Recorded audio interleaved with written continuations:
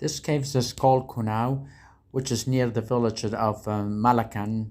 Malakan is belong to the district of Soran, which is near the Shaklawa area, but is almost 6 hours drive away from Suleimania city in Kurdistan Region of Iraq. Right now we're in a cave called Konao, and this cave is about 10 meters below the ground level, and this is inside the cave. As you see, it's a little bit dark, but it's a very chilly and it's nice. Today is 9 of September 2021. We're in a village called here. What's the name? مەلەکان Malakan level Konao.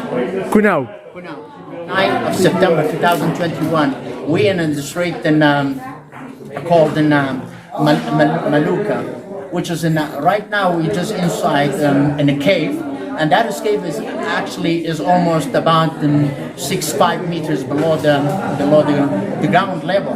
And right now I'm in a spot here in the cave, which is a little bit dangerous to walk in here because it's at the deep hole, and you don't want to get inside there, because if you can get inside there, you might hurt yourself, okay?